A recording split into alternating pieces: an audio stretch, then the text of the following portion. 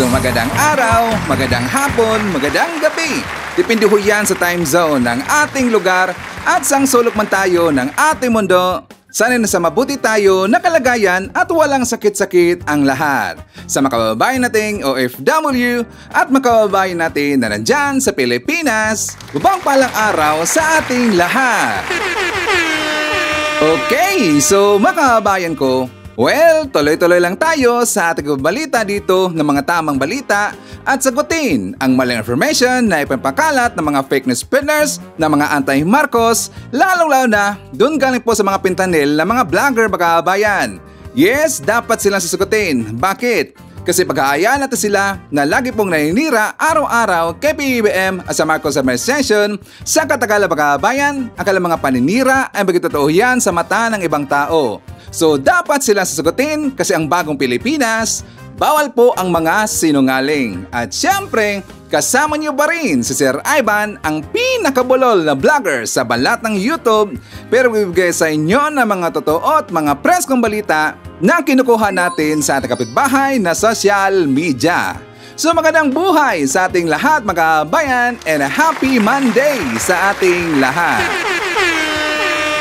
Okay, so before tayo mag-start mga kabayan, well, syempre, as usual, i-check more natin kung sino nakapasok sa ating top 5 commenters doon sa ating last vlog.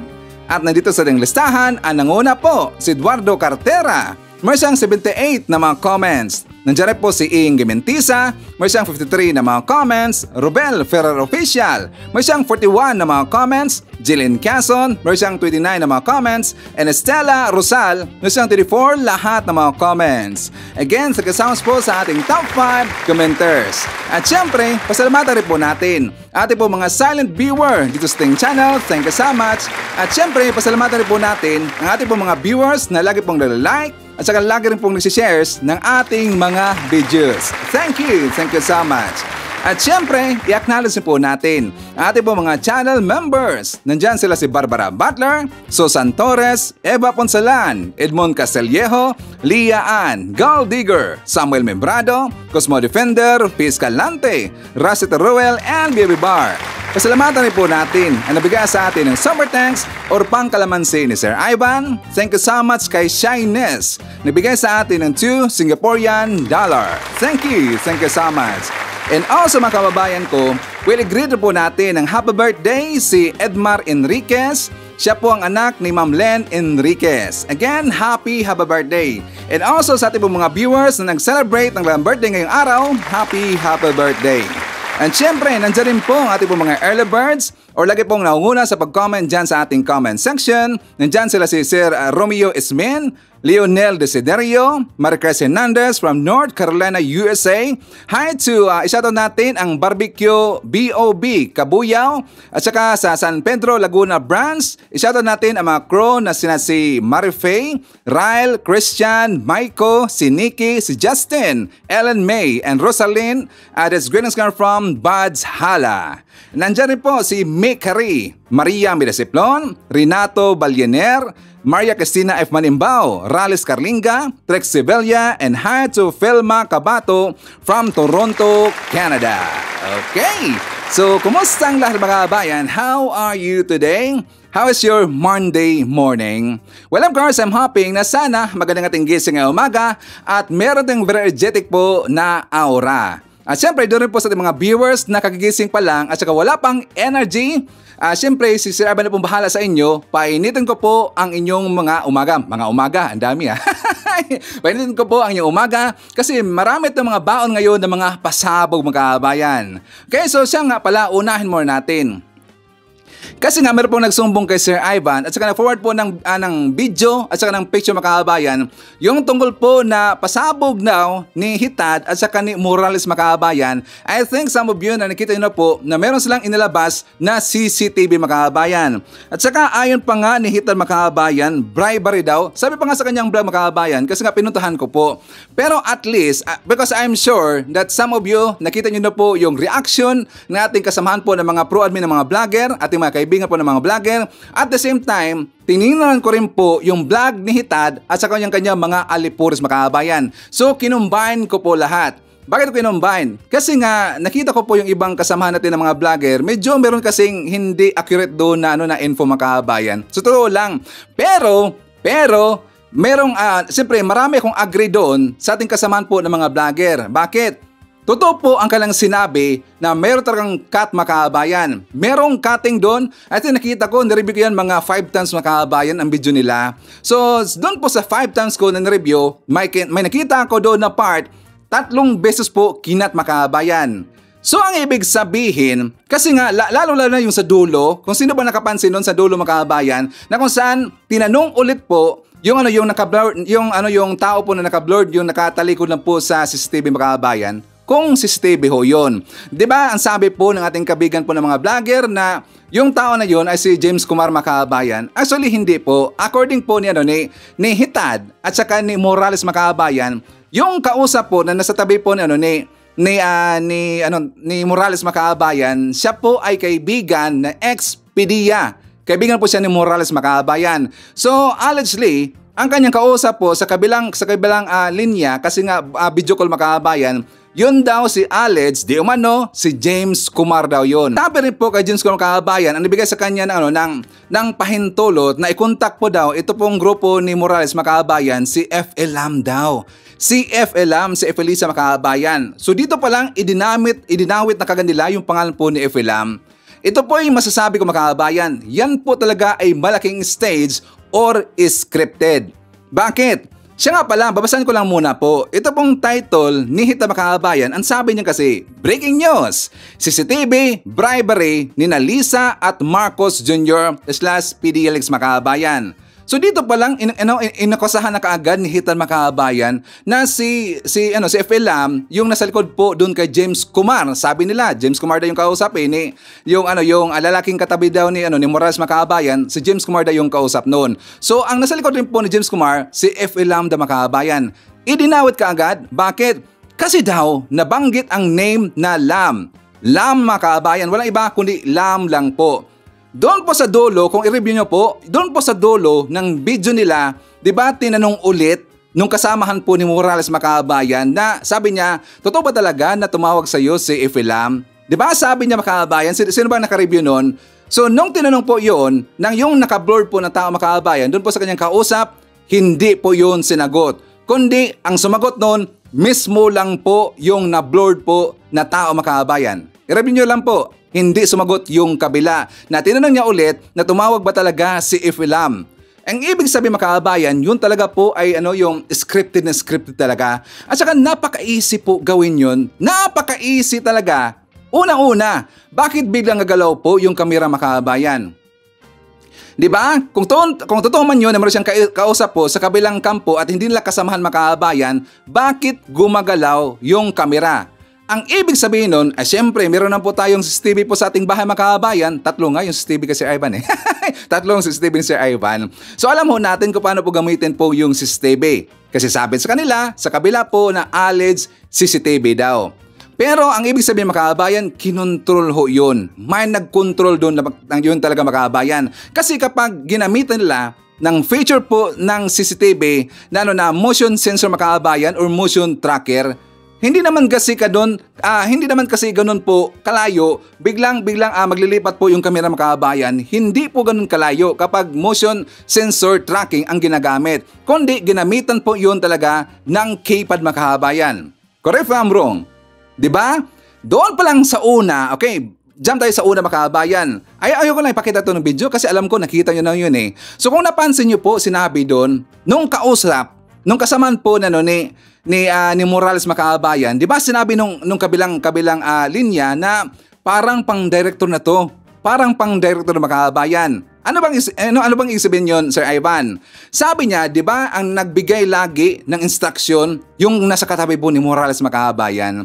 So siguro ang plano nila dito na yung nung nandun po sa kabilang linya, siguro may power makabayan at kaya niyang gawin po na maging director yung ex-PDEA na kasama po ni Morales Makabayan. Yun kasi ang papalabas doon. Mukhang pang-director daw yung galaw nun. Diba? Tapos bigla ka agad nagsigwi makabayan, iniba yung storya. Kasi nga kapag ipagpatuloy nila yon, mapapansin kaagad ang kanilang mga pinag-usapan mga kababayan at saka kung ano ang goal nila doon at ano ang point nila doon. Ang ibig sabihin, very, very scripted ho yun. So, nung pinanood ko po yung vlog po ni Hitan mga kababayan, abay nag-inartista. Nag-inartista kasi yung nung part kasi na sinabi na doon sa kabilang kampo na wala, ipapatay na yan, ipapatay talaga yan si Morales daw. So dapat papasok na daw sila, gigit na sila kasi nag-aaway na yung Marcos at saka yung Duterte. At saka sabi pa nga niya na alam naman natin itong si Lam baka daw ipapaligpit mga kababayan. So nag-advise yung kabilang kampo na dapat patahimikin na daw itong si Morales. Patahimikin, ang ibig sabihin babayaran siya mga kababayan at saka hindi na daw siya magsalita. Yun pang ibig sabihin po ng kabilang kampo mga kababayan. Yun nakausap po ng kasama ni Morales. So in conclusion mga kababayan, alam nyo itong si Hitan at saka si Morales mga kababayan, talagang tandem na tandem ho yan, puro mga sinungaling. Ito pong si Morales, sinungaling, di ba? Professional liar siya mga kababayan. Tsaka sinabi na nga yan ni PBBM na para siyang jukebox, kung merong gusto magbabayad, maglagay po ng coins, kakanta ho yan kung kahit anong kanta mga kababayan. Ito rin po siyempre si Hitan ay klarong-klaro po. Isa rin pong sinungaling at bayaran mga kababayan. Number 1 na bayaran, ito pong si Hitan. Kaya nga nag-inarte mga kababayan, umiiyak-iyak pa kasi nga naawa daw siya, natakot daw siya doon sa buhay ni Morales na kung saan sinabihan siya, nagsabi na doon yung kabilang linya doon po sa ginblur na tao mga kababayan na wala na, ipapatay talaga yan, ipapatay na yan. So dapat daw i-insert na daw sila mga kababayan. Doon pa lang hindi sila nagkaka-unside mga kababayan kasi nga ang kanilang mga sinasabi, ang kanilang mga conversations, pag ganun-ganun naman kasi, pag ganun-ganun. Bakit? Kinakat kasi ang video mga kababayan. So maraming butas po doon, maraming butas talaga. Tapos sabihin nung una, parang pang-director na daw ang kanyang gala mga kababayan nung sinabi, pwede bang gawing director kaagad yung Expedia na wala na sa gobyerno mga kababayan? Diba? Gunggong talaga eh. At saka ang ibig sabihin, para sa akin kung totoo mang Expedia yung ginblur po sa video mga kababayan, kung bakit siya tinanggal po bilang sa galing po sa Expedia, malamang meron na po yung ginawa po na hindi maganda mga kababayan at nakipagkaalyado siya ngayon doon po kay Morales. So tama lang po ang tandem po ni Hitan at saka ni Morales. Si Hitan isang sinungaling, si Woodruff, ito pong si Woodruff at saka yung pong isang si Morales, isang Dendroff makabayan. So timing na po ang kalang tandem, puro sinungaling talaga eh. Ang sarap pag-untugin makabayan. Tapos nung nakita ko po yung picture po, screenshot na pinasa po nating viewer, sabi ko nagtawa talaga ako eh. Ito ba ang kalang pasabog? Ito ba ang kalang pasabog daw? Parang watusi lang eh. Talagang advice natin po doon sa mga DDS kasi nga ang naniniwalaan doon mga kababayan, alam ko po at alam ho nating lahat, ang naniniwalaan doon, yun lang po mga DBS na mga oto-oto mga kababayan. Yun lang ang pasabog ninyo. You have to do better than that. Wag as. Isang napaka-stage po, asa talagang napaka-scripted po ang kanilang ginawa mga kababayan. Napaka-easy lang nun.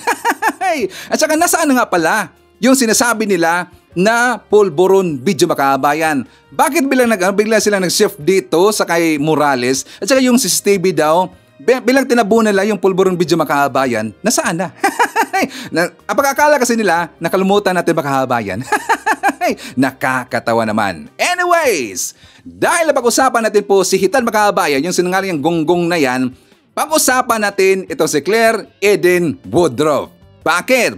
Kasi nga 'di ba kahapon na intro na natin po yung vlog po ni Mima Alicia makabayan. So dapat si Mima natin po ating i-highlight. Bakit? Siya lang kasi ang binigyan po ng information, documents galing po sa isang anonymous po na account makabayan ng ang pangalan niyang ginamit ay Unanimous. So ibig sabihin sa Unanimous, walang ibang binigyan po ng dokumento na talagang ito'y nagpapatunay na maraming ginawa si Hitan makabayan, ang kanyang dark secrets nandun lahat. Bakit? Pati nga aside pa doon sa forensic, report po na kung saan yung husband po ni Hitan makabayan, isang Black American, nakita natin doon at saka according po sa findings ng forensic, inuunti-unti niyang ginurgur makabayan at ginamitan niya allegedly ng isang medisina po mga kabayan, na isang anti-freeze yata yan ang name niya mga kabayan. Anti-freeze yata yung name nun.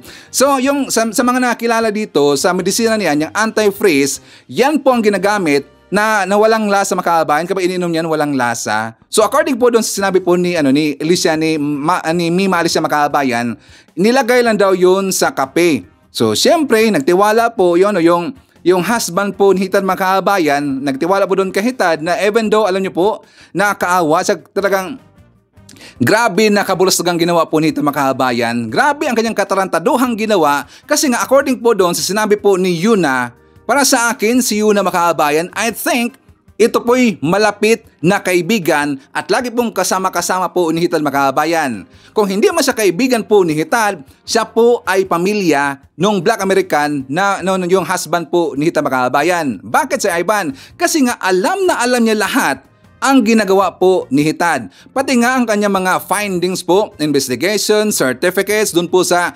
HIV na report mga kabayan. Alice, baka siguro ito pang si Hitad, baka na-AIDS siya noon mga kabayan. Meron pinakita po si Mima Alicia. At saka, Hitad, nalaman na namin na ikaw po ay magnanakaw. Totoo ba na kayo magnanakaw, Hitad? At saka doon po sa Cubao, kasi si Hitad mga kabayan, nagtrabaho pala noon sa Cubao before pa siya nakalipad po papunta dyan sa LA, California.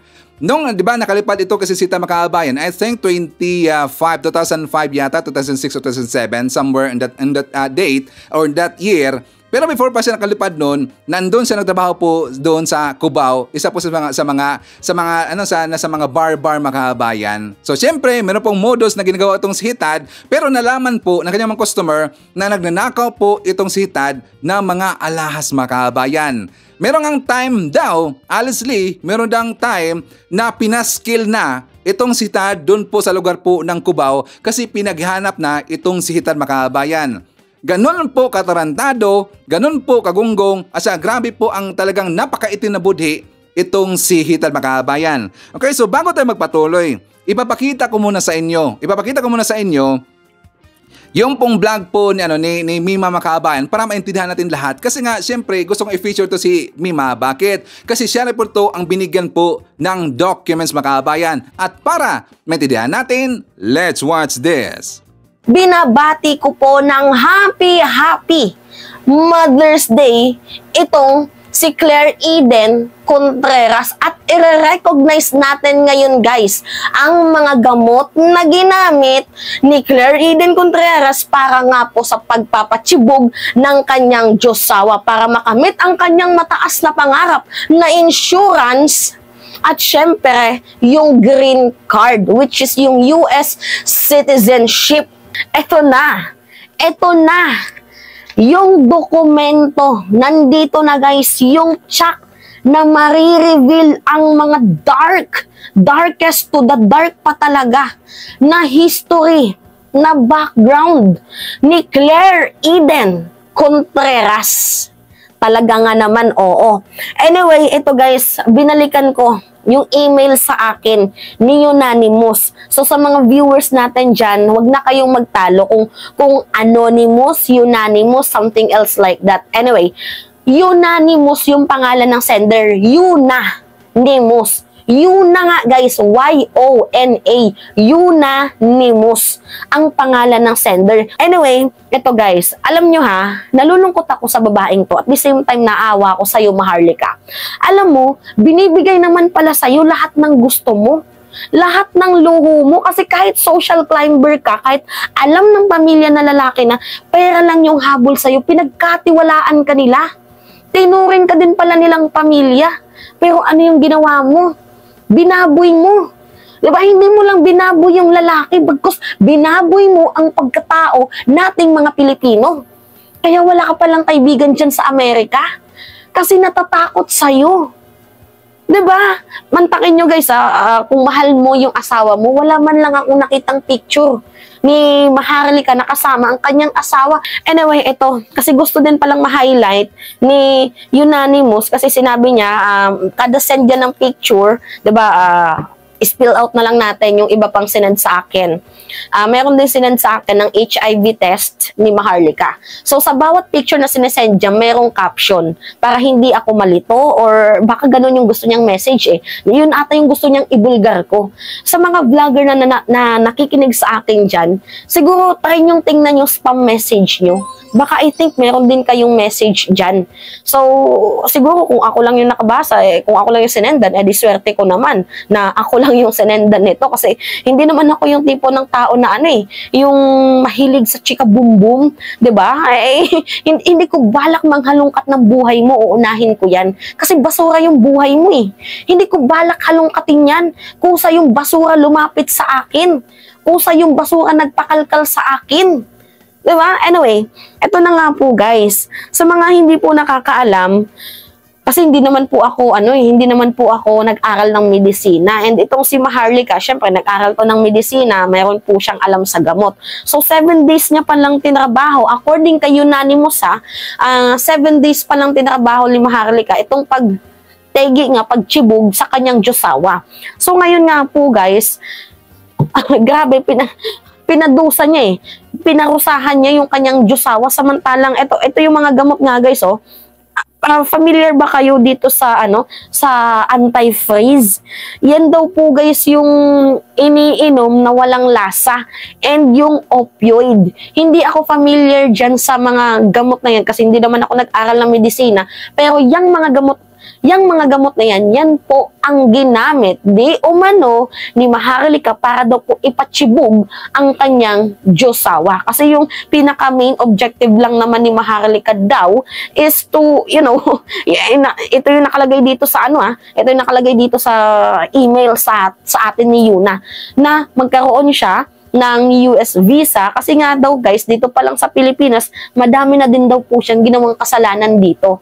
So, kabilang na nga din po dito guys yung nagnakaw daw po ng alahas and nangutang ng sandamakmak na pera. Hindi ko alam kung totoo yun or hindi. Kasi according lang to guys kay Unanimous sender. Anyway, dito tayo mag-focus sa sinend niya sa aking picture. Reference niya lang to guys. Ganito guys yung picture ng opioid na ginamit. Yan yung opioid guys. Naka-reflect camera tayo. Opioid yung basa dyan, guys. Yan daw po, guys, yung ginamit na opioid. High dose medicine drugs po yan sa kanyang asawa. For painkiller pala. Bakit mo ginamit sa asawa mo? Tanginang to. Tapos, ito, guys, yung anti-freeze. Yan.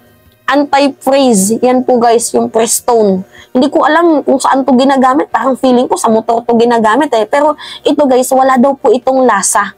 Yan yung sabi ni Yuna. Wala daw po itong lasa and pinapatake niya daw po ito sa kanyang Diyosawa every time na umiinom ng kape. Hinahalo niya.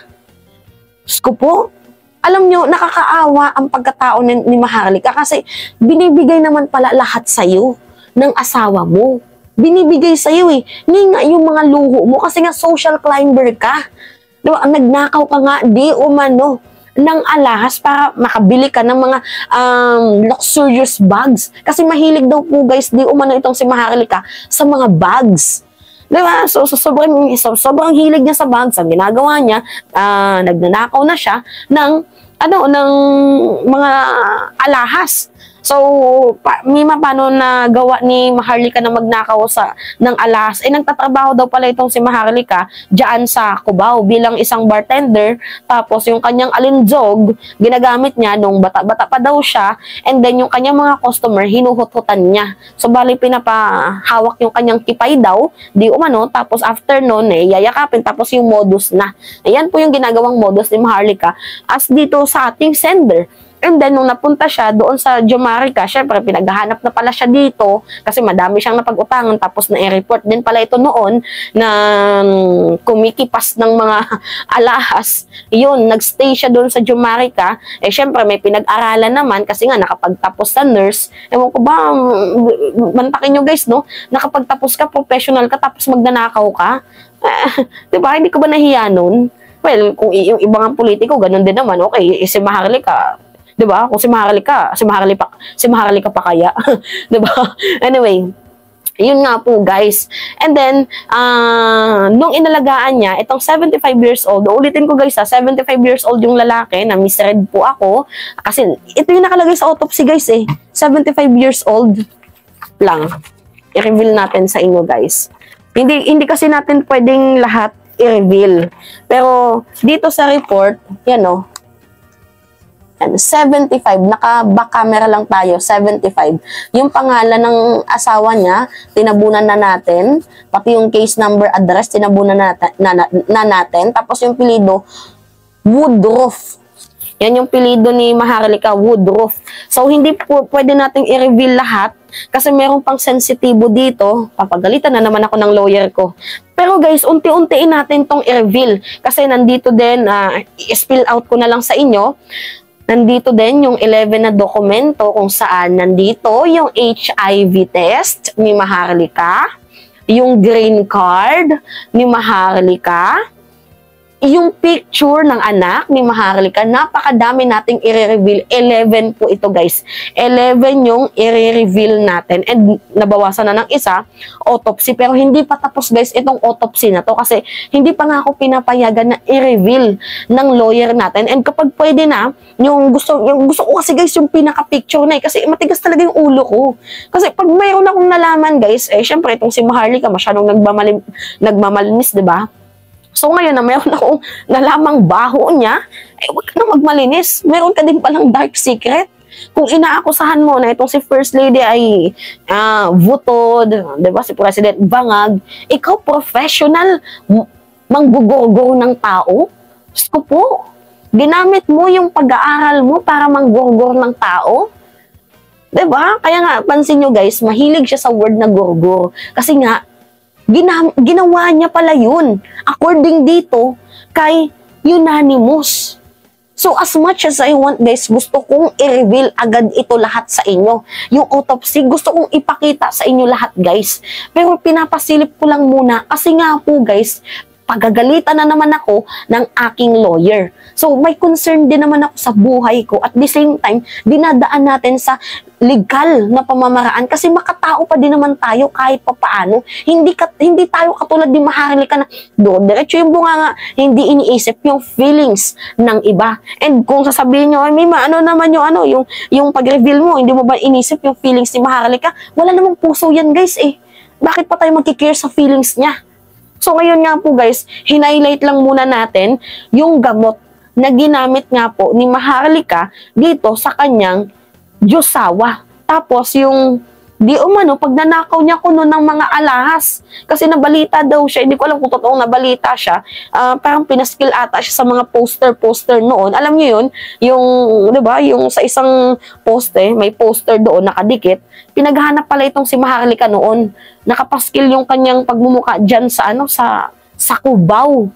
Syempre, during that time, 2007, 2006, 2005, I don't know, kasi yung lumipad siya ng yung lumipad pala siya guys ng Jamaica, year 2007. Year 2007. So, madami na pala siya napasukang trabaho and ni-reveal din sa atin ni Yuna yung mga trabahong pinasukan niya. I think itong taong to, close friends to, ni Maharlika, for sure, kung totoo man, close friends ata sila.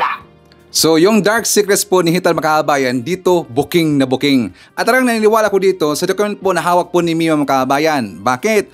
Meron siyang isa po, actually hindi dito kasama po sa kanyang video na ipinikita ko sa inyo. Meron siyang isang na video na kung saan nagkaroon dito ng teaser tungkol dito po sa kanyang hawak po na mga documents Makabayan. Di ba sinabi niya na meron siyang mga pictures na kasama doon na hawak niya. Doon po isa po sa mga pictures Makabayan, meron pong picture talaga doon ni Hitad na kung saan bata-bata pa siya doon at meron siyang hawak po na bata Makabayan. So ito po yung nakikita ko na legit to na information na galing po sa isang ngalan na Unanimous. Okay, so ang aking idea dito Makabayan, ang aking pong opinion dito, nakikita ko dito kung sino yang si Unanimous Makabayan. Kung bakit kilala niya masyado ito pong si Claire Contreras. Diba? Kahit nandun pa siya sa Pilipinas, kilala Makabayan.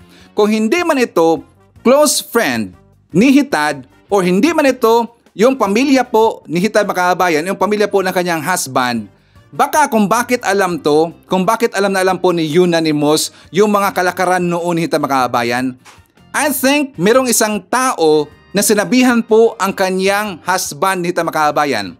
Gets nyo ba? Or baka merong kaibigan po, yung Black American na ginurgur po na husband po ni Hita Makabayan, meron siyang sinabihan po lahat ng kanyang nalalaman kung ano po ang past para kung sakaling meron pong mangyari sa kanyang makabayan, alam na alam niya ang mangyayari.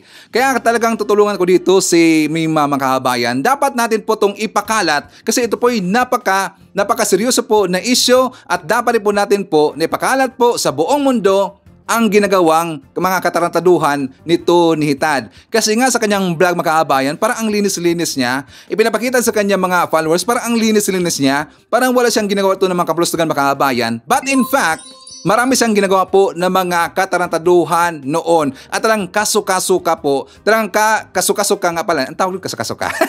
Kasuka-suka talaga ang kanyang ginagawa mga kabayan. At dapat huyang malaman po ng taong bayan.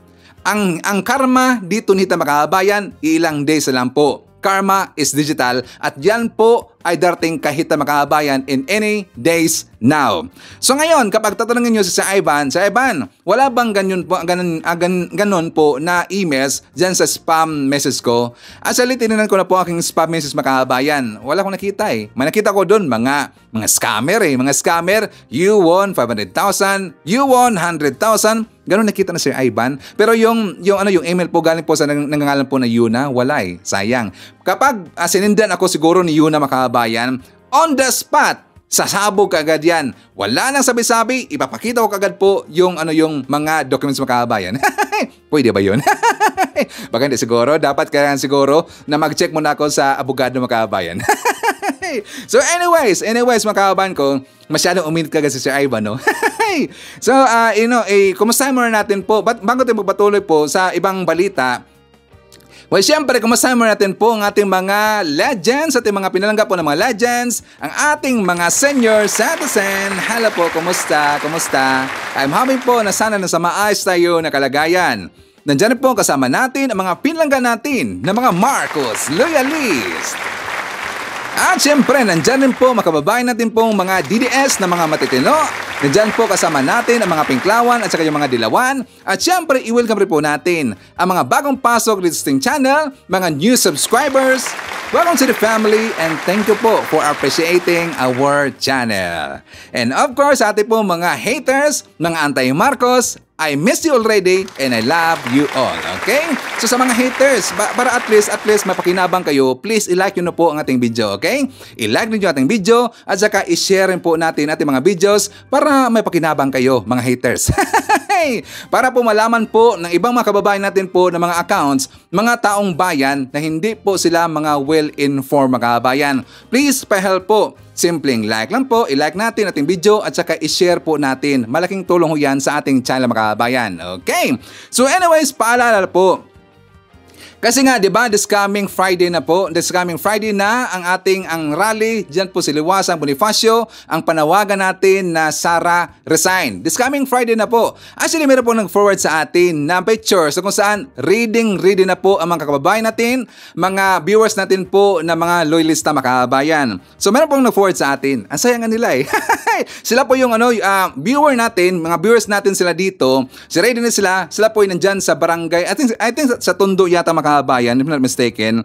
Sila po yung nasa Tondo. Sabi dito, Sir Ivan, iyo po ang isa sa grupo po namin ng mga Marcos Loyalist, Tondo, still kicking and ready to support BBM Loyalist. So ready na sila makabayan this coming May 17. Sabi nila, ready to support our barangay chapter on May 17, 2024. So sila po makabayan talagang talagang napaka-supportive talaga sa mangyari dito na rally this coming May 17. Saka marami pong nag-message kay Sir Ivan. Actually wala lang picture pinadala eh. Sana mayroong picture na ipinadala na grupo makabayan. Marami pong nag-message kay Sir Ivan, mga viewers natin dito na pupunta rin po sila doon po sa rally sa May 17 makabayan. So marami na po.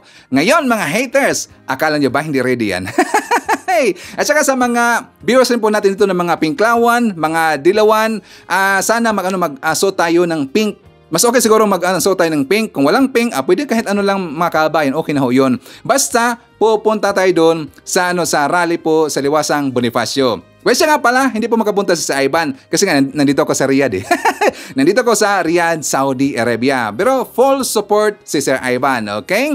So, of course, sa ating mga viewers, sa mga kababayan, ating mga lolista, mga ibang mga grupo, Pinglawan, Dilawan, DDS na mga matitino. So, kung pupunta na kayo doon sa rally, please be careful. At saka magdala po tayo ng isa po natin na baon, pagkain, tubig, in case lang po na maubusan po ng pagkain kasi expect ko natin marami talaga yung makabayan, okay?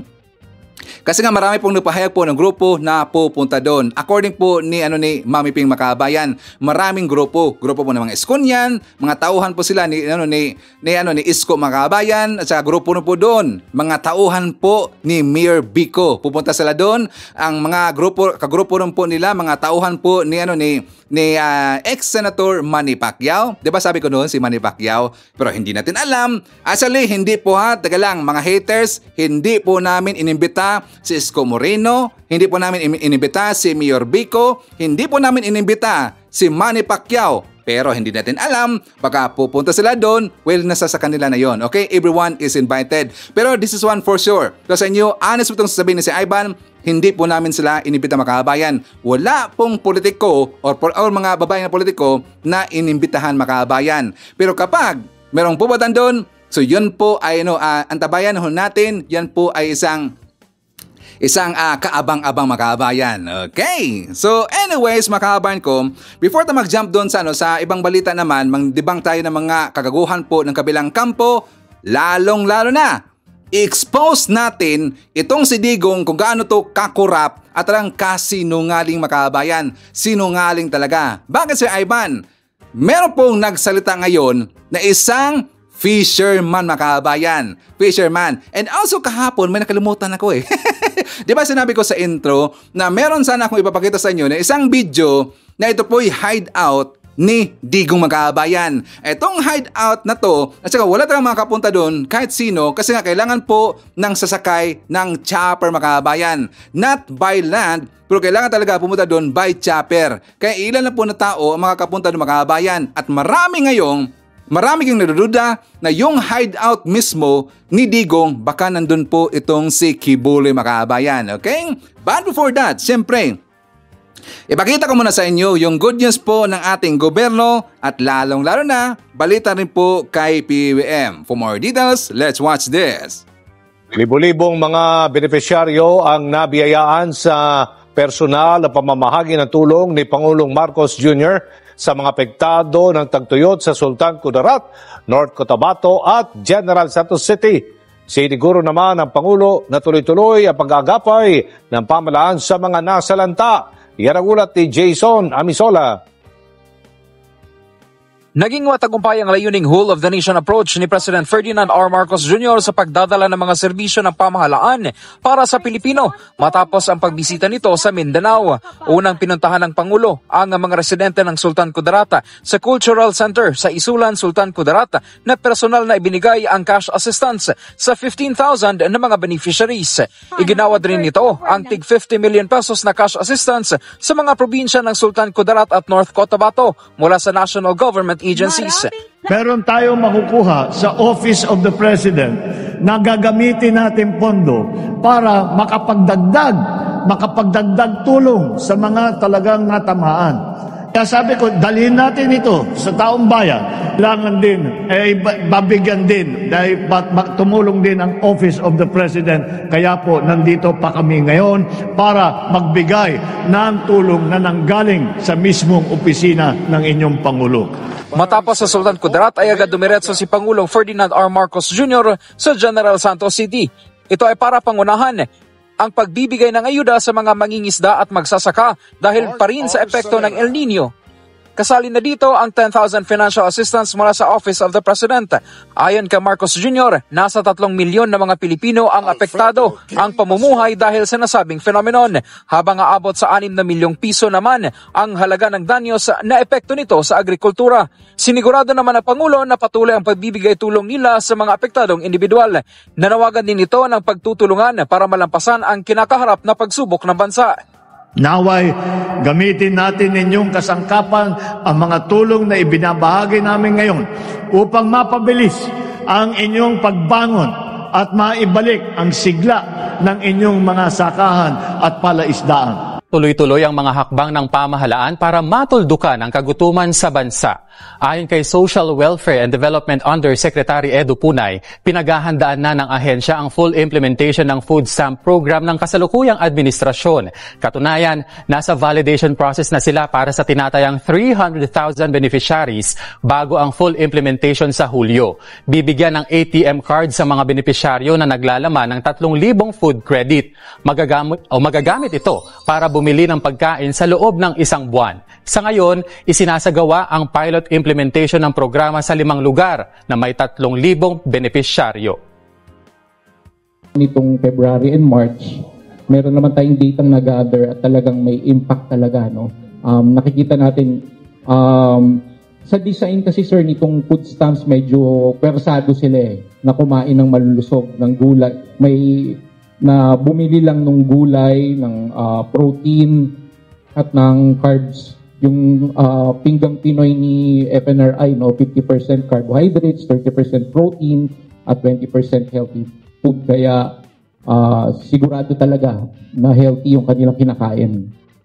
Isinusulong ngayon ng Bases Conversion and Development Authority ang pagtatayo ng murang pabahay sa New Clark City. Ayon sa BCDA, plano nilang masimulan ito bago matapos ang taon. Nakipagsundo na rin sila sa Department of Human Settlements and Urban Development ang kagawaran na magtatayo ng 500 units sa ilalim ng pambansang pabahay para sa Filipino Housing o 4PH program ni Pangulong Ferdinand R. Marcos Jr. Target ng BCDA na magkaroon ng 600,000 na residente sa New Clark City, kasama na ang Clark Freeport Zone at Clark Airport area.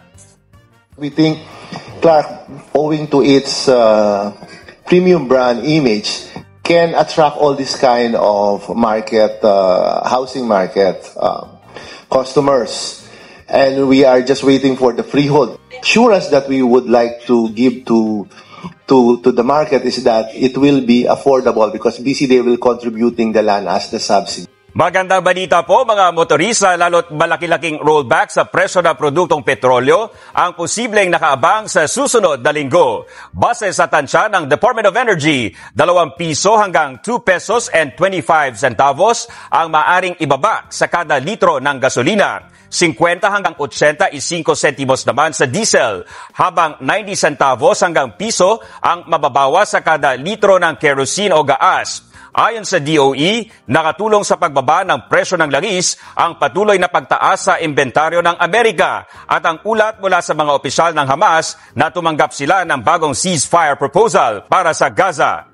So ayan mga anti-Marcos, ganyan ba ang klase na presidente na gusto niyong pagparesignin? Maraming nagawa at talagang very hardworking po na tao. Di ba? Ganyan ba ang klase na tao na pagparesignin ninyo? Tapos ipapalit ninyo ang isang incompetent at saka isang brainless na tao. Nakakatawa naman. So yan po ang ginagawa po nating gobyerno ni PBBM. Maraming natulungan po si PBBM kababayan, ating kababayan po ng mga magsasaka, mga mangingisda, mga farmers, siyempre, at saka doon po sa mga taong nangailangan at naipuktuhan po ng El Nino makabayan.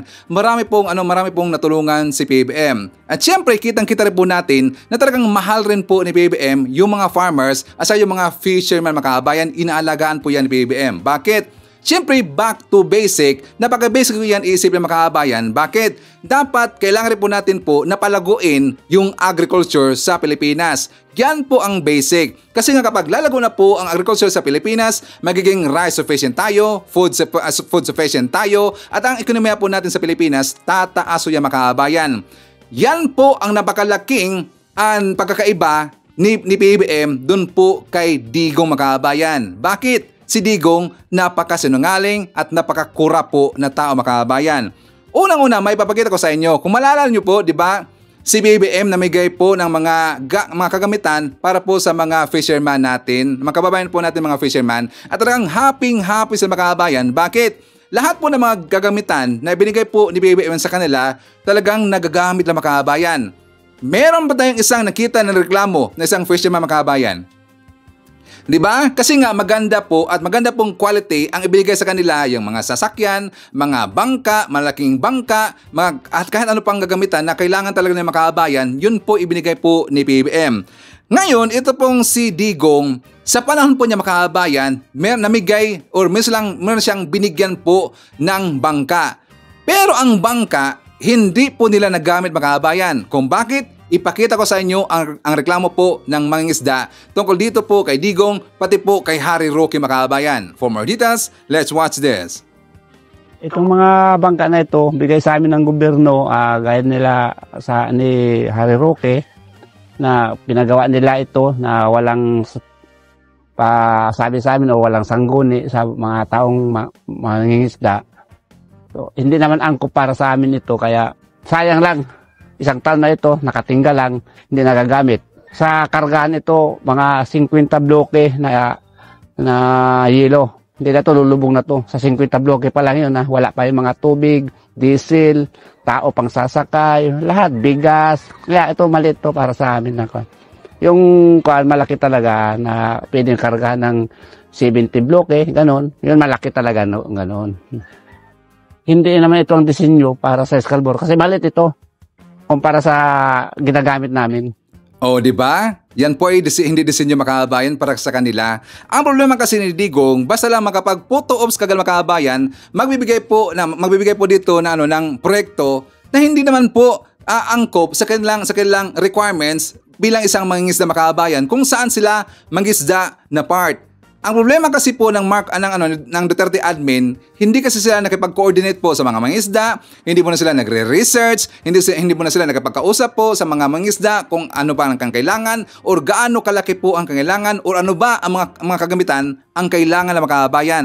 So unlike dito po kay PBBM, talagang nagre-research po sila. Siyempre, meron pong research team makaabayan, ang kanyang mga sekretary ni PBBM, talagang magaling rin po. So kudos talaga dito sa Marcos admin kasi nga dito po sa mga equipments po na ibinigay po doon sa mga mangingisda, hindi nasayang makaabayan. Unlike dito sa panahon po ni Digong, maraming nasayang. Like for example, doon po sa mga ETA, sa mga ating pala, doon po sa Boracay makaabayan, nalalaban natin yan. Di ba? Talaga ipinasikat ho yun Ipinasikat ho yun ng Duterte admin na namigay sila ng lupa sa mga ati at mga katutubo po, nandun mga indigenous people, doon po sa Boracay, kung saan, ipina-highlight nila. Pero, meron pong nangyaring hindi maganda makaabayan kasi nga, yung lupa na ibinigay po ni Digong doon po sa kababayan natin pong indigenous people, mga ate sa Boracay, may-ari pala yun.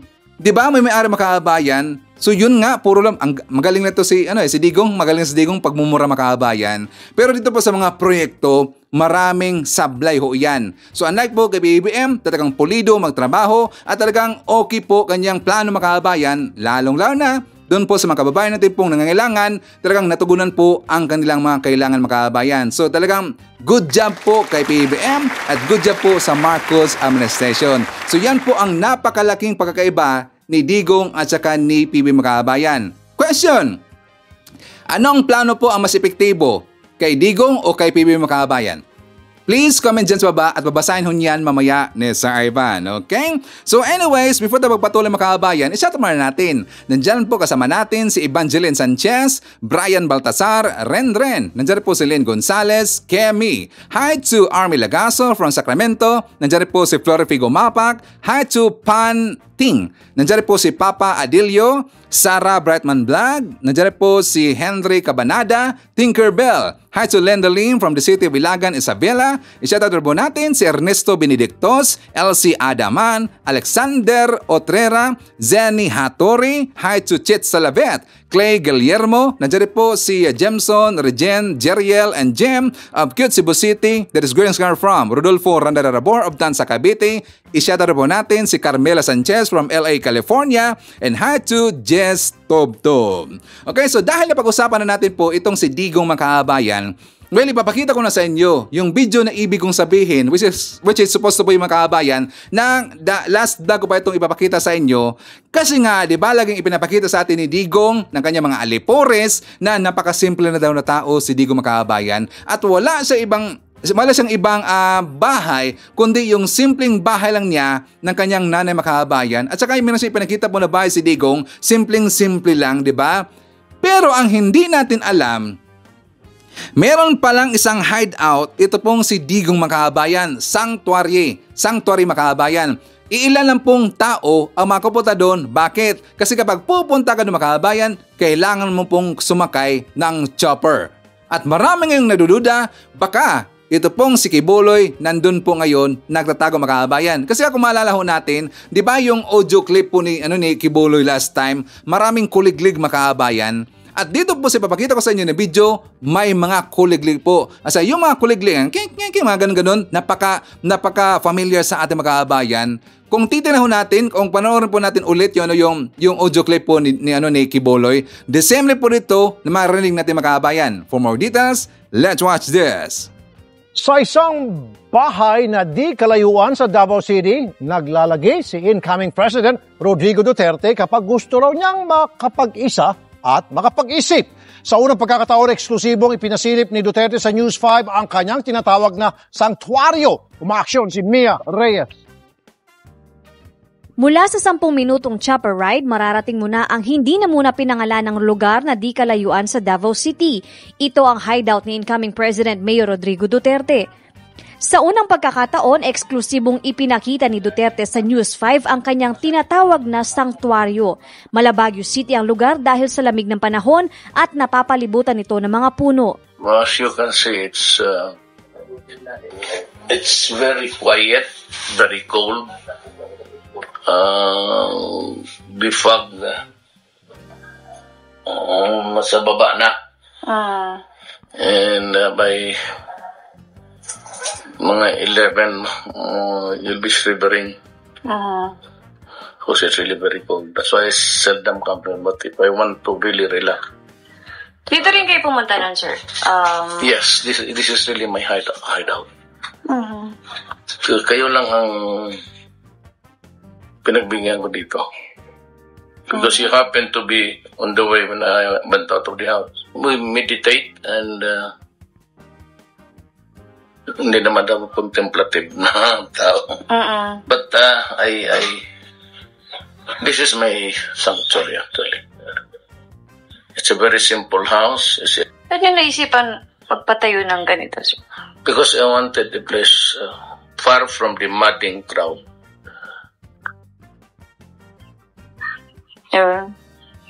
Sino yung mga dinala nyo dito, sir? Wala ako lang mag-isa. I do not want anybody to intrude into my sanctuary. Ipinagawa raw niya ito halos 1 dekada na ang nakakalipas. Mayroon lang itong double deck, TV, stereo, maliit na kusina at banyo. Dito raw siya nagtago pagkatapos ng eleksyon. Relax dito ako nagtatago actually. This is a one-room cottage. It has a big bed and I have a little kitchen, electric naman kasi pinadating ko dito yung connection. But I requested the owner to do it for me. Kakaunti lang ang mga bahay na nakapalibot dito. Hilig rin daw na makipagkulitan ni Duterte sa mga kapitbahay. Si Jean ang nagsisilbing caretaker. Pag magsabi siya magluto, yung favorite niya na pako. Lagyan ng astorga na ginamos. Ayan, nakasimple si Mayor. Anong bilin niya sa bahay? Wala, alagaan lang, linisan. Yan lang. Isang bahay rin ang ipinakita ni Duterte. 2,000 square meters ang lawak ng lugar na dati raw nilang tinirhan ng kanyang dating asawang si Elizabeth Zimmerman at kanilang mga anak. Kailangan ng chopper para marating ito. Ganun daw kasimple si Digong mga kababayan. Diba? Ganun kasimple, tas may marami mga properties. At hindi pa natin alam mga kababayan, baka may iba pa siya mga property na hindi natin alam. Diba? Mga hideout ni Digong. Or baka nandun po yung mga Palmolive girls mga kababayan. Nandun yung mga Palmolive girls, exclusive eh. Si Mang Kanor nagdala ng mga Palmolive girls dyan. At baka nandyan po itong si Kibuloy mga kababayan. So shout out po, call out po sa NBI na taga Davao, mga taga Davao po na PNP. Sana puntahan niyo po yung hideout po ni Digong. Na yan ipinakita ko na sa inyo. Pinakita ko na sa inyo yung highlight po ni Digong. Kaya nga hindi nyo makita-kita dyan po sa Davao kung saan man kayo napunta-punta. Hanggang ngayon hindi nyo rin makita. Kasi nga baka nandun po nakatago ito pong si Kibuloy mga kababayan. Kailangan nyo po mag-chopper at pupuntahan nyo dun. Baka makita nyo dun eh. Siya nga pala, pasensya po. Dito po sa video, nakalimutan ko kasi nga voice isolate ko sa makabayan, hindi nyo narinig po yung kuliglig, di ba sabi ko? Kasi nga sa original po na video makabayan, meron po mga kuliglig yun. Pero ito nga, inedit ko siya, tinanggal ko po yung background, ginamitan ko po ng voice isolation. So ang narinig po natin, ano lang po makabayan, yung mismong boses lang po, kaya wala pong background. Ginamitan ko kasi ng voice isolation, so pasensya po, pasensya. Sana yung original ko lang po yung ginamit ko eh. Pero kapag kasi hindi ko ini-edit yung mga video makabayan, napansin ba natin na lahat po ng mga balita ipinapakita ko dito, mga balita, mga news, kung saan mga news outlet, di ba walang background music makabayan or mga sound effects? Napansin ba natin yan? Kasi nga ginamitan ko yan ng voice isolation. Inedit ko yung makabayan, okay? So para iwas na rin po na ma-copyright. So anyways makabayan ko, dahil napag-usapan na po natin ang pamilya Duterte, pag-usapan natin po si No Comment. Bakit sa Ivan? Meron pong ipinakalat ito pong mga gonggong, itong mga alipuris po ng mga Duterte makabayan, yung po mga rabid talaga ng mga DBS, mga balahura, supporter, ibinidan lang ngayon ito pong pagpunta ni BP Sara kahapon makabayan doon po sa mga sundalo po na merong nasamad. But I'm not sure kung kahapon ba to, pero ipinakalat kasi nila kahapon makabayan at saka ang iba nag-viral talaga. Ito pong video na to ginamit po ng mga DBS. Hinailat nila ang sabi makabayan, our future president BP Sara Duterte is only addicted to work daw.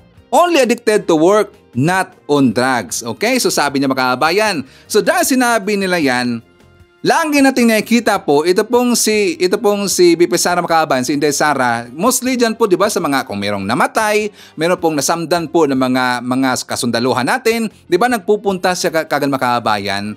Yang mga ginagawa po ni BP Sara, para sa akin, yan po ay isang damage control makabayan. Para sa akin, yan po ay damage control. Bakit? Alam ho natin, talagang nabakbakan na sila ngayon, mga Duterte, sila si Pulong, ito pong si Sara, ang kanyang papa, si Digong. Kasi nga, unti-unti na natin dito nalalaman po, ang kalamang kabulastagan, mga mga bagiging isang korap sa gobyerno, unti-unti na nalalaman po ang kalamang mga ginagawa pong kriminal makabayan. Diba? So ngayon, nag-divert sila ng ibang mga issue, parang mga pinapalabas nila na ganun po ito, ka-hardworking daw itong si Inday Sara makabayan. Damage control nga. Pero siyempre, alam nyo, hindi naman kasi matuto na kagad dito yung mga tao. Bakit?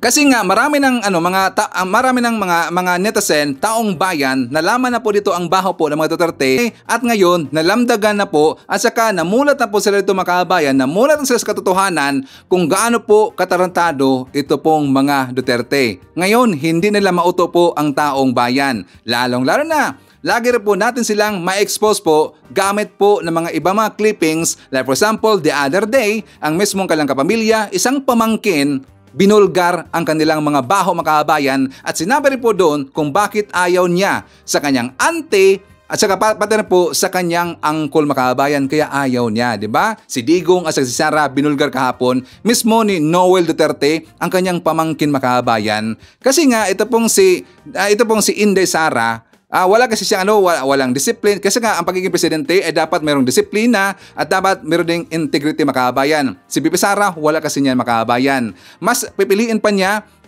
yung China over sa Pilipinas. Okay? So dito po sa pinakita ko sa inyo na picture, nakita natin dito makabayan, parang gusto niya talaga na magiging DND secretary. Bakit? Kasi hindi naman niya mandato yung makabayan. Sige nga, mga haters, mga anti-Marcos nandito, hindi, di ba, hindi ho yan mandato po ng isang DepEd secretary. Magpupunta po dyan sa mga patay, magpupunta po dyan sa mga samda po ng mga military. Bakit? Trabaho ho yan na isang presidente, trabaho yan na isang DND secretary, trabaho yan na isang AFP generals, yung mga high-ranking, trabaho nila yung makabayan. At hindi ho yan trabaho po ng isang DepEd secretary. Kaya nga napabayaan niya yung isang pagiging ang DepEd makabayan. Kaya nga napabayaan po ni Sara Kasi nga, kahit saan-saan na lang siya magpupunta-punta at hindi siya nakafocus po bilang isang DepEd Secretary mga kababayan na dapat talagang pagtuunan niyang pansin pagiging DepEd Secretary kasi marami pong problema ang DepEd mga kababayan. Pero saan siya nakafocus? Dito po sa mga may sakit po o mga nasamdan po na mga military. Kasi nga, noon pa man, gusto niya talaga po maging DND Secretary mga kababayan. Bakit? Kasi puprotektahan niya ang China. Buti lang nalaman ho yan. Kaya hindi siya ginawa po na isang DND Secretary si Gibo Chodoro po yung kinuha mga kababayan. So ito pong si Sara, ginawa lang pong DepEd Secretary. Kasi nga, meron siyang maitim na balak kapag kukunin siya bilang isang DND Secretary mga kababayan. Diba? So ngayon, forward tayo. Kamag-anak niya pala yung si Mayor Alice Go ng Tarlac mga kababayan, ng Bamban Tarlac. Bakit si Ivan? Kasi nga magkahalintulad sila eh. Ano yun? Kasi nga diba si Bibi Sara, no comment. Puro lang no comment. Pero yung pong si Alice makabayan, abay parang amnesia yata eh. Hindi alam po ang kanyang, wala siyang school records, wala siyang hospital records, wala pa siyang record po kung saang country. So magkatulad sila. Kasi nga si Bibi Sara, no comment eh. Baka magkamag-anak sa makabayan. Diba? Taga China. So I'm digging deeper. Kasi nga, nakita ko makaabayan ko, marami kasing gumano ng kilay. Diba? I think some of you nakita nyo na po na magkasama po si Mayor Alice Go ng Tarlac ng Bamban. Nakasama niya si Senator Amy Marcos the other day makaabayan. Diba? Nakasama niya. Tsaka ito'y nag-viral talaga ngayon at marami talagang napaganon po ang kilay, lalong-lalo na yung pong mga Marcos loyalist makaabayan. Actually, Marcos loyalist po nag-forward sa akin ito. Sabi niya, Sir Ivan, tingnan mo nga, parang hindi maganda ang ginawa dito ni Amy Marcos. Marcos ba siya? O isa siyang makabayan? Diba? Hindi daw maganda kanyang ginawa dito. Kasi nga, alam ho natin, ito pong si Alice ay talagang nasa hot seat ngayon. Kasi nga, para siyang affiliated doon sa mga pugo makabayan. Diba? Under investigation po si Alice. Pero aside po doon sa nangyari po na investigation doon po sa Senate hearing makabayan ko, siyempre nag-research po si Ivan. Siyempre gagamitin natin po ating skills po sa pag-research kasi nga bakit walang alam. Nagdudula kasi ako bakit napaka-imposible talaga na walang alam itong si Alice makabayan. Isa ba siyang amnesia girl? Alam niyo ba yung amnesia girl? Naalala niyo ba yung poster niya makabayan? May amnesia girl. Amnesia ba siya? Wala siyang, hindi niya alam, wala siyang record po, school record, wala siyang sa hospital record, wala siyang hindi alam sa country, sa kanyang origin makabayan, hindi niya alam. Pero, may nakita si Sir Ivan. Ano yan, Sir Ivan? Nakita ko po sa Google, syempre, meron ang China, talagang proud na proud po dito kay Alice Go makabayan. Proud na proud. Pero INSI kasi yung nakalagay doon sa newspaper makabayan, talagang ipinagyabang nila na first female daw naging mayor sa Pilipinas. Sa Bamban, Tarlac makabayan. First female siya, naging mayor dyan. So ipinagmalaki kagad doon sa China. At alam niyo ba, merong nakalagay doon na ascendant pala siya ng Guo family at saka sa isang Ginping yata yon if not mistaken. Siya makabayan, tinawag pa nga siya makabayan na Philippine Island Women's Chinese Reputation, Guo Kingping siya. Go and Kingping na ascendant. The Shining Pearl, tinitulan pa siya, The Shining Pearl of the South China Sea, Phoenix Leo, this yearly exhibition. So siya po ay Chinese Go makabayan. Ngayon, nakita ko po yung isang newspaper doon mismo po sa China makabayan. Pero siyempre, i-translate natin kasi nga, siyempre, hindi natin mabasa yan kasi Chinese makabayan. Pero siyempre, gagamitan ho yan sa Ivan gagamitan ho yan natin ng Google Lens plus WeChat makabayan. So ito po ang nangyari. So ang yan po sa nakalagay is warm congratulations.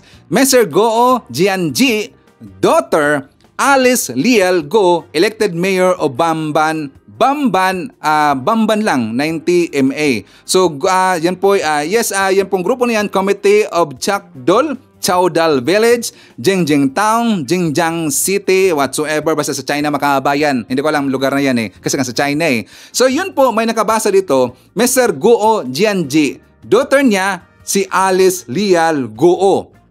So, ibig sabihin tayo makabayan, talagang pure Chinese po ang kanyang papa. Pure Chinese ang kanyang papa. So ngayon, marami kasing nagsasabi, ipakita ko sa mga makabayan na yung babae na sa likuran, nakita niyo ba yan? Yung babae po na sa likuran makabayan, yan daw ang sabi nila na mama ni Alice Go makabayan. Pero nakalagay kasi doon sa sa una pong pinakita ko sa inyo, 'di ba mga Chinese sila? Pero kung mukha bang Chinese yung makabayan? 'Di ba? So ngayon, I think hindi to Chinese, para siguro parang isang employee na hinar nila at sasabihin dito na siya dito yung mama makabayan para magiging half Chinese siya, half Pilipina. Parang ganun kasi ilalabas. Dapat ang gagawin dito ng taga Senado, dapat i-DNA test na makabayan. Kasi nga yan ang ipinalabas Doon po sa kanyang mga profile, yan daw ang kanyang mama na sa likuran makabayan. So dapat i-DNA test yan kaagad. Kung totoo ba talagang yan po ay kanyang totoo po na mama or hindi makabayan. Kasi from there, kasi nga 'di ba, gagawa na rin po dito ng investigation yung makabayan. If not mistaken, ipapakita ko lang sa inyo, kasi gagawa rin po dito ng investigation yung DOJ makabayan. Kasi nga ito pong estado ngayon ni Mayor Alice Go, ito po talaga napaka-sensitive makabayan. Baka kasi na-infiltrate na tayo ng taga-China, or baka yung lugar po ng Bamban, Tarlac, baka maging province of China na yung makabayan. 'Di ba? Marami ng mga spy dyan, ng mga Chinese, marami ng mga Pogo workers dyan, ng mga Chinese. Kasi nga, nalaman natin dito, ito pong si Mayor Alice ay affiliated po sa taga-Pogo makabayan. Kaya yung DOJ ngayon, kumilos na at saka nag-imbestiga na sila makabayan. So before tayo magpatuloy, kasi nga meron pa akong follow-up po na balita sa inyo mamaya makabayan. Ipapakita ko muna sa inyo na ito pong LGU Bamban, baka makasuhan na po makabayan, included yang pong si Mayor Alice Go. For more details, let's watch this. Pinag-aaralan na ng Presidential Anti-Crime Commission ang posibleng pagsasampa ng kaso laban sa lokal na pamahalaan ng Bamban, Tarlac na sangkot umano sa iligal na operasyon ng Pogo. Yan ang ulat ni Luisa Erispe. Kasabay ng umiiral na investigasyon ng Senado sa mga iligal na Pogo Hub sa probinsya ng Tarlac, kung saan talamak umano ang sari-saring scam at mga walang maayos na dokumento at lisensya. Hindi lang mga kumpanya ang iniimbestigahan ng Presidential Anti-Crime Commission.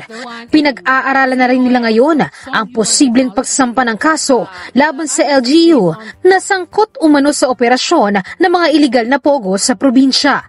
We're just awaiting, ma'am, kung ano man ang official na magiging hakbang ng Office of the Ombudsman o di kaya ng maging siguro ng Office of the President. Kung meron mang sapat na dahilan para sa mga karagdagang mga asunto doon sa mga nabanggit na mga local government officials ng bayan ng Bamban. Matatanda ang nag-isa sa Senado si Bamban Tarlac Mayor Alice Guo dahil naging incorporator umano siya sa isa sa mga iligal na Pogo na sinalakay ng mga otoridad.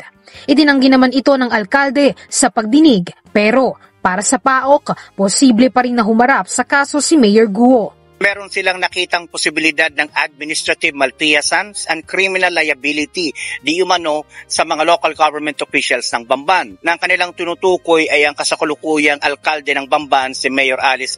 Bukod naman sa PAOK, nag-iimbestiga na rin ang DILG. Sabi ng PAOK, natanggap na nila ang transmittal na naglalaman ng investigasyon ng kagawaran. Isinamitin na rin ito kay Executive Secretary Lucas Bersamin na siyang hepe ng PAOK. Wala pang kumpas sa susunod na hakbang, pero dahil may umiiral na investigasyon, posible umanong masuspinde si Mayora sa kanyang posisyon. Sinusubukan pa ng PTV na kunan ng pahayag si Guo, pero wala pa itong tugon sa ngayon. Samantala, bukod naman sa LGU, posible rin magsampa pa ng mga karagdagang kaso ang PAOK laban naman sa incorporators at tauhan ng mga na-raid na Pogo companies. Okay, so may pakita ko sa inyo makabayan kung paano yan nanalo po bilang mayor. Alam niyo ba, napaka-controversial pala yan. Bakit, Sir Ivan? Kasi nanalo po itong si Mayor Alice Go, nanalo siya just small margin makabayan. Just a small margin, almost 500 lang po yung gap between dito po sa kanyang katunggali sa last election makabayan, si Salting Cap Joey versus po dito kay Goo Alice. Diba? Kay Goo Alice, 16,503 po ang kanyang boto makabayan. Kay Salting naman, 16,035. So that is 400 plus makahabayan. So ilan lang po yan? 400 plus lang. Ganun lang po ang ang margin po na panalunan po nito ni Goo makahabayan. Talagang nakaduda talaga eh. Ngayon, babalikan natin. Ano yan, Sir Ivan? Kung maalala ho natin dun po sa hearing po sa Senado, kung bakit nagkaroon po ng pugo dyan sa kanang lugar makahabayan. Di ba sinabi niya na tinulungan daw siya ng previous admin makahabayan kung bakit nagkaroon ng pugo dyan po sa kanilang lugar at bakit rin po siya nanalo bilang isang mayor. Sino sa tingin niyo ang tumulong makahabayan? Guess? Guess, please comment dyan sa baba kung sino po ang nasa isip niyo ang tumulong dito kay Mayor Alice Go na nanalo po bilang isang mayor at saka nagkaroon po ng pugo dyan sa kanilang lugar makahabayan. Sino po? Para sa akin si Digong. Bakit sa Ivan? Hindi ba tayo nagtataka kung bakit hindi po masara-sara ang pugo sa panahon po ni Digong at bakit sa panahon po rin po ni Digong makahabayan yun po ang time na dumami po yung Pugo Hub. Napansin ba natin yan? May paparinig ako sa inyo kung saan ito pong si Botanding abay nadulas na makahabayan. Kasi alam naman po natin itong si Botanding napakadaldal ho niyan, napakataklis ho niyan. So kapag sobrang daldal niya, madudulas po itong si Botanding. Ano sinabi niya si Ivan? Kung bakit nandyan pa rin po yung Pogo, let's hear this. Ang Pogo po, kabahagi po yan siguro ng isang industriya na nagbibigay ng cash resource sa presidente, bibigay ng cash resource sa presidente, bibigay ng cash resource sa presidente. O diba? Nagbibigay po ng cash resource sa presidente. Nagbibigay po ng lagay makabayan. Diba? O diba? Ebidensya mga DBS. Don't me. si Botanding lagi pong madudulas makabayan. Kaya pasalamat tayo lagi kay Botanding eh. Madulas lagi. So yan po ang malaking rason kung bakit marami pong pugo sa Pilipinas makabayan. Kasi yan po yung nagbibigay po kay Digong ayon kay Botanding makabayan. Diba? Makes sense. Kaya siguro nanalo or pinanalo po ni Digong ito pong si Mayor Alice Go makabayan. Kasi nga in-check at hahawakan niya ang pugo sa ilang lugar sa Bamban, Tarlac. Diba? So si Digong dito ang lumalabas, allegedly, ang mastermind makabayan. Isa pong korap na opisyal. At dapat tirasin po yung gunggo na yan at dapat talaga natin pong i-expose po ang kanyang mga katarantaduhan makabayan. Diba? Don't me, DBS. Diba, pasabog? Kapag sabihin ko sa inyo merong pasabog, meron ng pasabog si Sir Ivan. So dito at least galing ho yan Galing ho yan kay Botanding, kay Harry Roque. Siya nagsabi, nagbibigay daw ng resource na pera, yun pong ang pugo, doon po kay Digong makabayan. Okay? So anyways, i-share po natin, nandyan kasama natin si Erickson Tesmo Blanc from Kuwait at saka hi daw sa kanyang pamilya na nandyan sa Barangay Gingawan, Tanawan, Leyte at saka shoutout po sa lahat ng mga membro ng INC o Iglesia ni Cristo. Kasama rin po natin si Simply Tukis Vlog. Hi to Feli Pilipina from Hawaii. Nandyan po si Condrado Amogawin, Evelyn Garcia, Ido Javier, channel from Saudi Arabia. Nandiyan po, shoutout natin ang mga members ng MVSFIO from Edmonton, Canada at saka Dasmariñas, Cavite. Hi to Hobert Taluban, Junids Jax, nandiyan po si Alicia Leak, Gemma Sampilo Camarines, Annabel Hoson, Victor Robin, Emmy Mapalad, Tarhata Pagaryungan, Eme Sarino, Yols, nandiyan po si Orvelia Bautista. Hi to Joy Tebes, Angelita Holsanger, Ruben Liboon, Maydan, and hi to Belinda Dizon. Okay, so any comments, suggestion, or reaction sa ating mga topics ngayong araw, please feel free to comment dyan sa baba at babasahin ho niyan mamaya ni Sir Ivan. Okay? So anyways, yan po ang ating manakal ng balita ngayong araw. Kung nakaabot ka po sa portion na to, sana nakapag-like na ho tayo. Libre po ang mag-share, libre din ang mag-subscribe. Again, maraming salamat sa mga viewers na hindi nag-skip ng ating mga commercials. Thank you so much. At before natin tatapusin ang ating programa ngayong araw, sana sabayan nyo si Sir Ivan para sa ating live messaging prayer. Panginoon, naway samahan mo po akong lumakad. Gabayan ako sa lahat ng katotohanan at bigyan mo po ako ng lakas sa aking kahinaan, pag-asa sa aking pagkabigo at kagalakan sa aking pasakit. Ano man ang mangyari sa buhay, mangyaring hayaan akong maunawaan ang iyong mga intensyon sa likod nito. Hindi sisihin o mamaliing intindihin ka at maniwala na dapat mayroong iyong perpektong plano sa likod nito. Ngayong araw, nais kong hanapin ang iyong mukha sa aking buhay at magsalita at kumilos ayon sa iyong kalooban upang luwalhatiin ang iyong pangalan. Idinadalangin ko ito sa pangalan ng Panginoong Hesukristo. Amen. So maraming salamat mga kababayan, and I hope to see you again on my next video. Panahon na ng pagbabago, dahil sa ito ay kinakailangan tayo na magtulong.